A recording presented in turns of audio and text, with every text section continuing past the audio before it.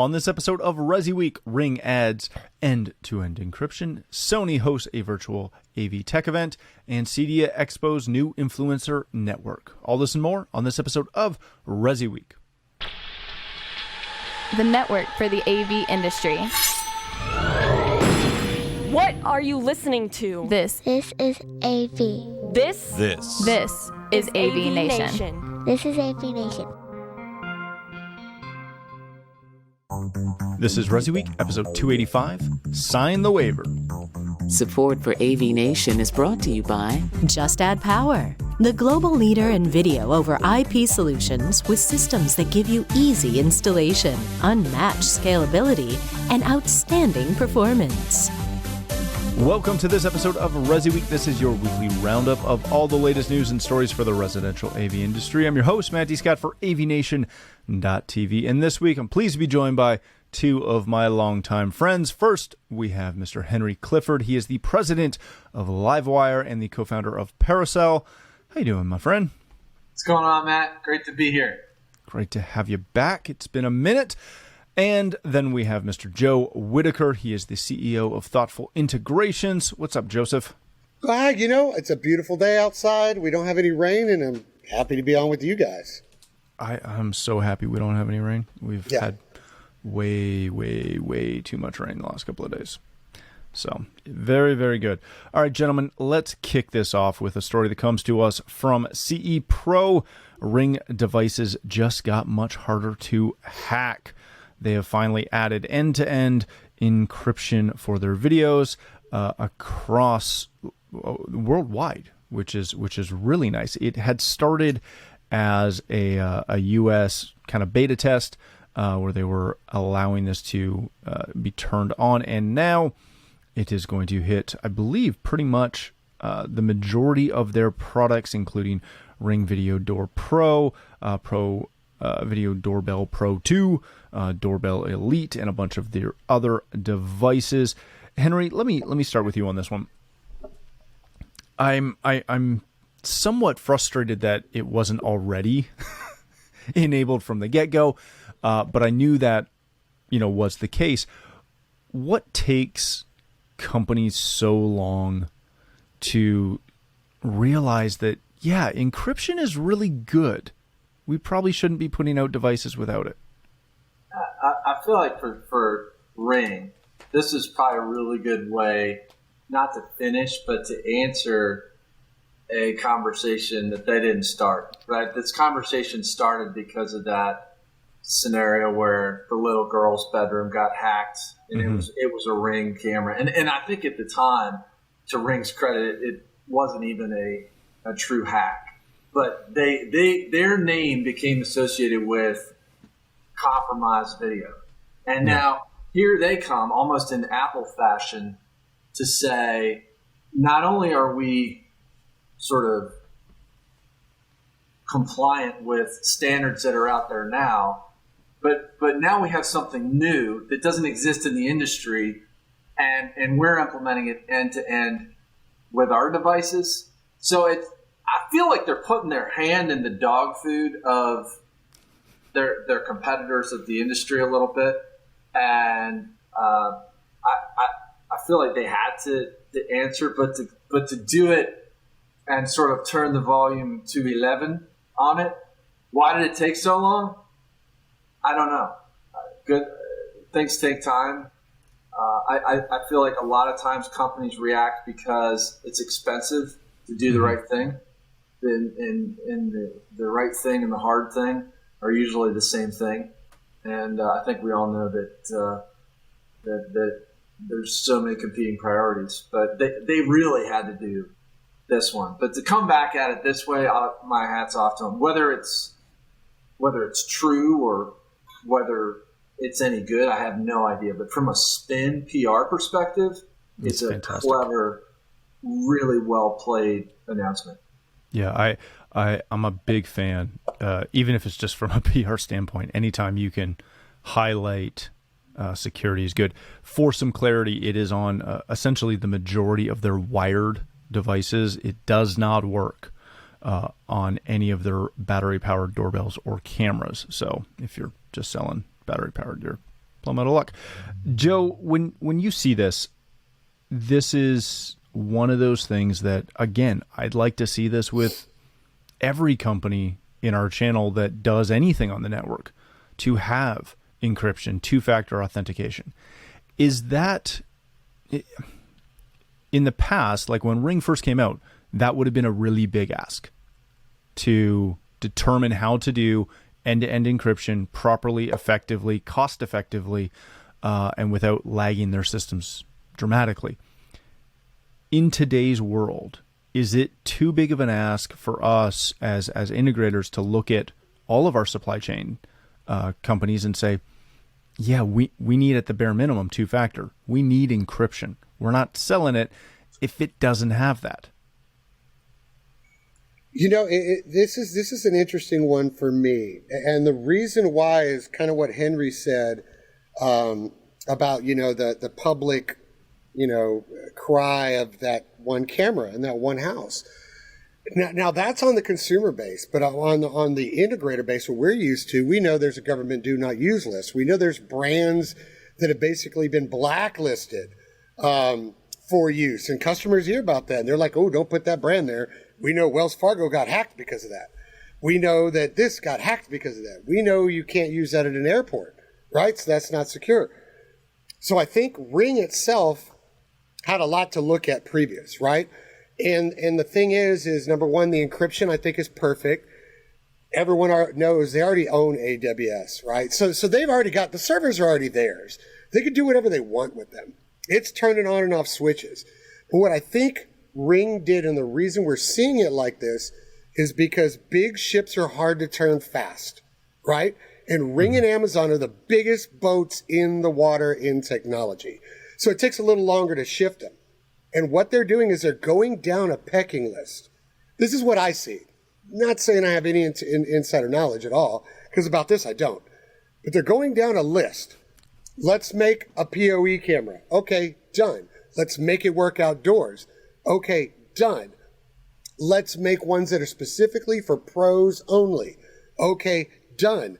Now let's do two-factor. Okay, now as of like a couple days ago, done. What can come next? I don't know. Their own branded PoE switches. Maybe a standalone NVR that only records when your internet goes down and then pushes it up to the cloud for backup. I don't know. But it seems like they're going down a really smart strategic direction, marking off things as they go. Because we all know, because Matt, you sell, cameras, and Henry, I know you do. And the ones that we've been selling for years, customers say they're ugly. All those apps that go along with them are extremely hard to use. And explaining 500 times to a customer how they have to get the recordings off is insanity. We've dealt with this, and Ring is slowly marking, there you go, another one, an easy to use app that they can easily find their recordings, whether it's person detected, motion detected, or all-time recording, right? They're knocking all these things off the list. For basically, at the end, when you look at it, it's for customers like ours. And that's the important thing. They're recognizing those pain points and just going down the list and saying, okay, this quarter, checked off, that one's done. So let's move on to the next quarter. Okay, boom, checked off, done. So I think the strategic vision they're showing, there's a lot of in between the lines writing if you really look at it. There's a lot there. And kudos to those guys for what they're doing, because every time I turn around, they're making my job easier. So let me ask kind of both of you a quick policy question. And Joe, I'm really glad you brought up the do not use list, because we all know who those companies are. And we won't say them. I was thinking about it, but now I won't. Yeah, if you don't know, hit me up on Twitter. I'll let you know. But the majority of us have installed those systems for clients who, even when you tell them, yeah, you probably don't want to use this brand, they go, hits the price checkpoint, just put it in. I don't care. What is your internal policy, or do you have an internal policy on how you either A, disclose, or B, warn clients about the potential security pitfalls with some of these products that we sell? Because we all sell stuff that doesn't have any encryption, that doesn't offer two-factor. should that be part of your conversation, or should that be a legal document, or should you just ignore that to high heaven? I went to the trouble of putting a camera from the do not use list in a closet in my house. I turned it on, didn't do anything really special to protect myself. And within 72 hours, we're eating dinner, and all of a sudden I hear from the closet a guy's voice coming from inside the closet. And what I hoped was going to happen, this sort of me honeypotting somebody to come and hack into this thing, happened, and it played right into this blog that I wrote. Well, I wrote the article specifically to share it with our customers and say, look, this is not just pearl clutching, right? This is real, and it's something to be concerned about. We share that as an education deal, but then on the actual product side, if we touch it, we own it. That's sort of our philosophy. And so therefore, if they want to bring something to the table, like a camera or something, and have us install it, unfortunately, the answer is no. We don't do that. We will put product in that we can warranty and remotely manage and et cetera. And I mean, if that's a deal breaker for that client, I mean, for most of our customers, their big driver is time and saving time, not dollars. And so if that's a deal breaker for them, it's probably an early warning sign that relationship's probably not going to be that great. So we will politely just sort of back away, or try to pivot the conversation into sort of a yes and conversation. And most of the time we're successful doing that. But outfits like, I mean, you look at alarm.com, you look at some of these other outfits that are out there, providing these cloud sort of delivered video solutions. They really try hard to make sure that they're doing a good job of encrypting end to end. But I guess so the short answer would be we educate and then say no politely, yes and. So we it's funny though when you have long-term clients or long going on projects. I always fancy myself as the king of disclaimers and waivers. It could be anything from last minute a customer pops up with a TV that's going to go in an exercise room and says, hey, I already bought the mount.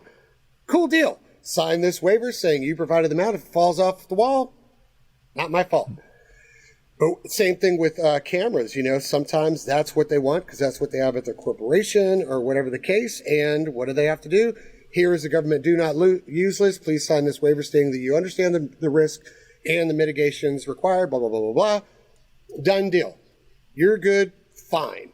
But you look at a lot of those that are in our industry that are typical, it will be very hard for you to count on one hand how many actually have that level of encryption.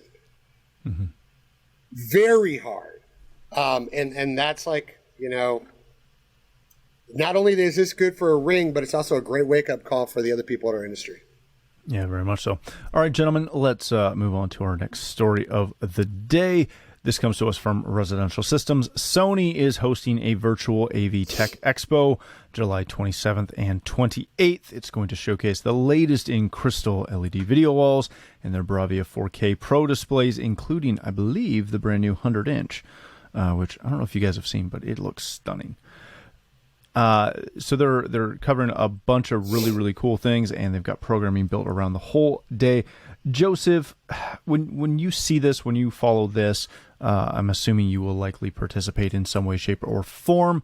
Do you think that these large-scale virtual events are going to continue to be commonplace? In the near future, as we've got Expo around the corner. In September, we've got InfoComm in late October. CES is going live in January. We're kind of back to regular shows, in-person shows. Is this kind of going to be the end of the virtual shows, or do you think that manufacturers like Sony are going to continue doing this in the future?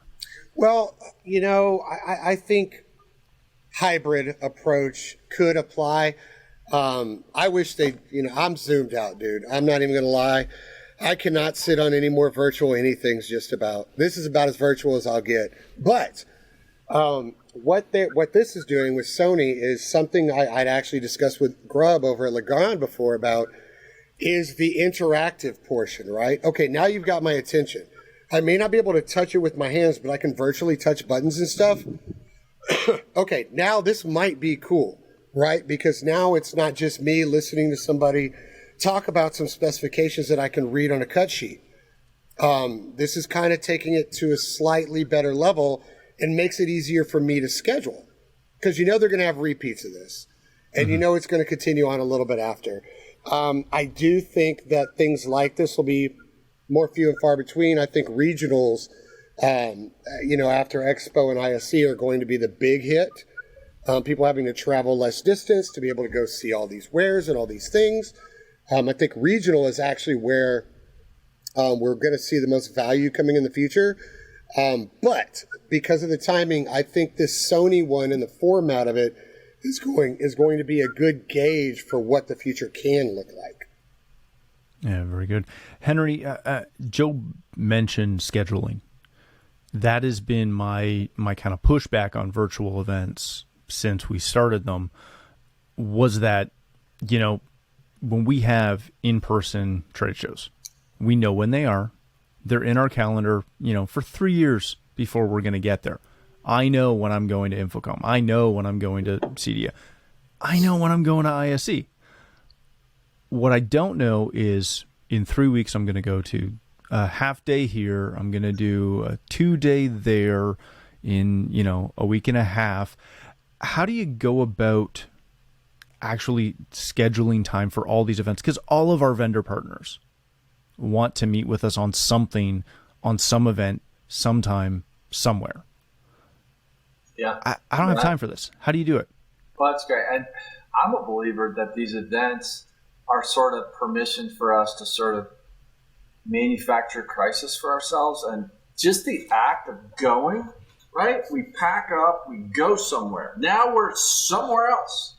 And we immerse ourselves, right? We go to CEDIA every year, and you have the same experience, right? You remember being at the gate at your departing airport, and then before you know it, you're at the airport again, heading home, and what the hell just happened? And you had this amazing 2 or 3 days of killer interactions where, maybe we had breakfast, right? Yeah. Or walk around the show floor and make these amazing human connections and interactions. And when I saw the Sony thing, fine. But the first thing I checked was, does this mean they're not going to be at CEDIA? Thankfully, I checked the booth location. They got a killer booth location. And then I questioned, too, how are you going to show me an 8K anything on a 1080p monitor, right? So I question a little bit that, and I don't mind trying new things and augmented reality, whatever, party on. I mean, I think it's all about throwing stuff against the wall. But I agree with Joe. I think we are kind of zoomed out. And then the other piece that I heard on a call that I thought was really clever was to really make something meaningful virtually. It doesn't mean just trying to create a facsimile of the in-person thing in a virtual environment, right? There is a way to do virtual well. I mean, I heard some people really say cool things about Alex's little Josh AI thing, right? Which I think happened at last CEDIA. January or something? Was it January? Yeah. Yeah. But I heard these sort of pockets of praise of different virtual type events. But I think over it all, I think yes is burnout. I think for something virtually to really pop, it's got to be something unique, and then you got to have something of value to trade for the time. And then also, how the hell are you going to kind of get away from all this crap, right? You've got, I mean, I don't know about you guys, but I go to these virtual shows, right? I mean, we got it run. You got your main desktop thing, right? And you probably got it on your iPad, sidecarring it over here, half paying attention to it. So I wonder. What are you saying, Henry? Are you saying that when I go to virtual events, I don't pay 100% attention to the virtual event? I don't, Matt. Now, I know you do. But, Are you trying to say that when I host a podcast, I'm not checking email in the middle of the podcast? Matt, Have you guys seen how many times I've looked at my phone? I'm just saying. Come on. I mean, I don't, but I'm just like, if the idea is to pay attention and be present and all that good stuff, then I think the in-person piece, I mean, it's just rude, right? If I'm sitting there at the table with you or standing there with you and you're sitting there staring at your, I think there's something about the forced burning of the ships that is wonderful about getting together. You're setting that time aside. I don't know any other way to do it. And I'm not a Luddite by any means. I was going to say, and there's no way that in virtual you would be able to see Henry Clifford sing with Everclear. That's true. It was one of the most priceless memories of all of my CEDIAs because it was amazing. I will say that if you want full attention, you kind of have to make me get in my truck and drive somewhere to get there, because otherwise there are just there's too many distractions. Now, that being said, I love the regional aspect of, putting on something that's virtual so that if you can't get to that event in person, you can still participate. All right, gentlemen, let's hit this really quick. Our last story of the day comes to us from CE Pro. CEDIA Expo is expanding their influencer network. If you read through the list, as Jason McGraw mentioned, he is looking to bring some influencers to help spread the word about the great content and news and show insights for CEDIA Expo 2021. A lot of our good friends are on this list, notably Amanda Wildman, Jeremy Glowacki, Michelle Geis, John Siaka, Giles McCoy, Mr. Christopher Neto, Chris Matta, Heather Sidorowicz, and Timothy Albright. Gentlemen, when you see this, Joe, when you're following along with this, one of the interesting things I'm seeing on this is, the addition of people like Mr. Neto, who's a longtime friend of mine. He and I go way, way back, and I'm very excited to see him participating in this. But I'm not oblivious to the fact that Mr. Neto doesn't do anything in residential at all, and he never has. He is comes from a Fortune 500 tech consultant company, and then, of course, Starin and a couple other ones, Barco to name a few. When you see kind of the evolution of that influencer list, Henry, I feel like we met one of the first times in, as an influencer group on for Expo.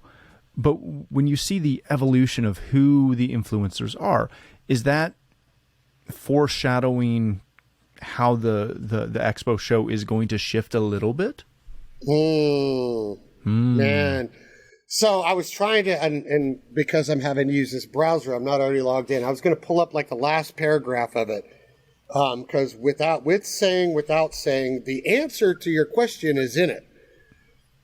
This has, man, I don't even want to say it like this, but it's frustrating because there's certain things you don't say in print or you don't preface in print, right?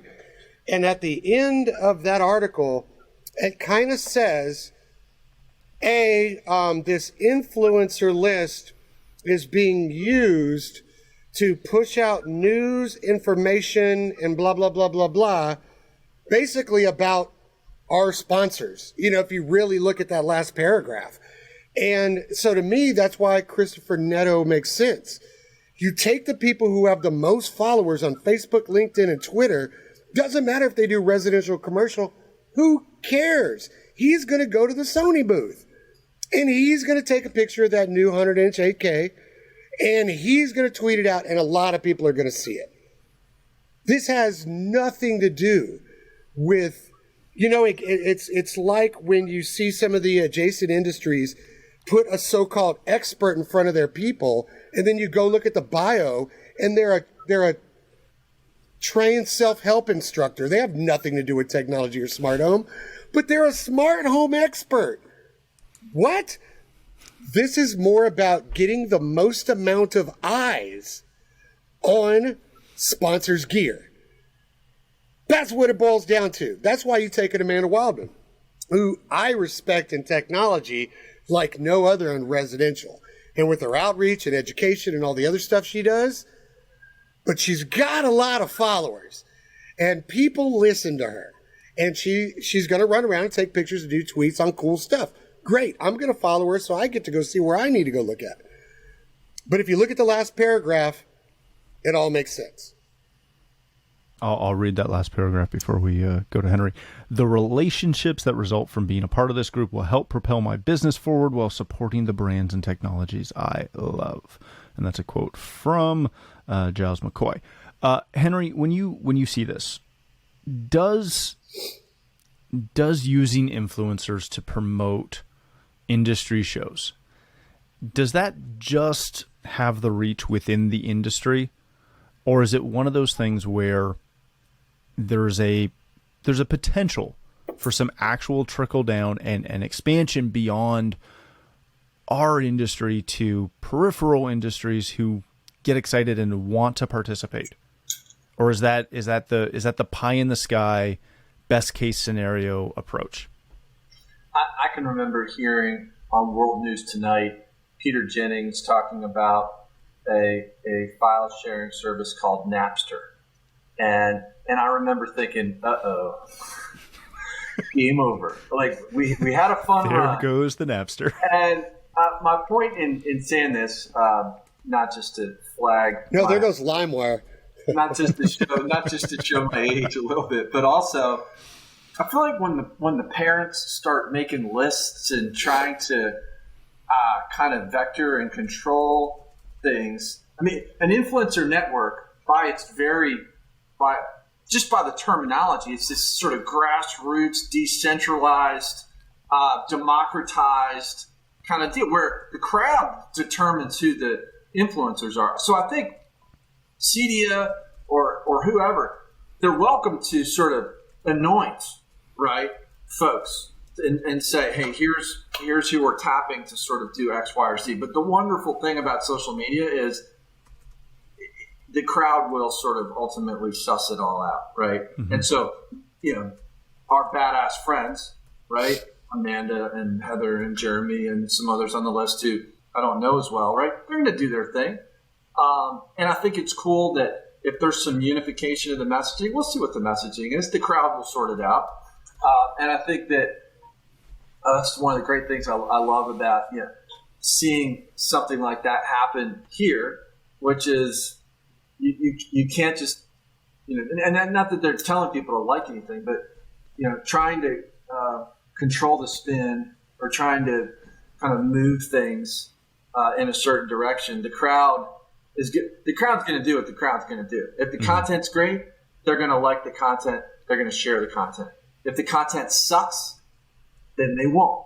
And that's the beautiful thing about it, is that it all rises to the top. I mean, nobody, no matter how many click farms are out there, nobody's watching crappy videos on YouTube, that much, right? So you can click farm it to death or do whatever you want, but the crowd will sort it out. So long live the social media, democracy, and good luck to our buddies, and good for CEDIA for trying something new. Well, and that's the thing. But before, Matt, you take back over, is if you look at it, our industry is the latest on the boat utilizing influencers. Mm-hmm. I mean, everybody else already has, right? The kitchen bath industry, interior designers, they've been doing that for years, right? And this list, I'm like Henry said, heavy hitters, Jeremy and Heather and Amanda, like these are people I watch and I listen to and I respect. So of course I'm going to follow it, but I'm also going to do what Henry just said. I'm going to see what rises to, kind of to the top, what is really influential to me. And I'm going to pick and choose those things. That's what influencers are for. We're just really late getting involved in it. Yeah, very much so. All right, gentlemen, let's wrap it there. Thank you both so much for joining me. Henry, if people want to connect with you, learn more about LiveWire, or get connected with Paracel, where do they do that? Sure. Online, getlivewire.com or getparacel.com, and all my social media is either at getlivewire or at getparacel. Thanks again for having me, Matt. It's great to be with you, Joe. Always, my friend. Mr. Whitaker, if people want to connect with you, learn more about thoughtful integrations, where can they do that? They can always just hit me up on email, joe@thoughtfulintegrations.com, or check us out on Facebook or other things we do. And I will start trying to push out some content in the near future for our masses of integrators. And I do want to say thank you, Matt, for having us on, because this is the first time that all three of us have got to sit down together and chat in a really, really long time. It's been a long, long time. Thanks again for joining us. If you'd like to connect with me, you can find me on Twitter at Matt D. Scott and pretty much every other social platform. But more importantly, please visit AVNation.tv, where you'll find this show, as well as a wide variety of our other shows with all the verticals that we cover. When you visit the website, please take a moment to check out our supporters. We are extremely thankful for their support and ask that you check them out as well. Thanks again for watching. That's all the time we have for this episode of ResiWeek.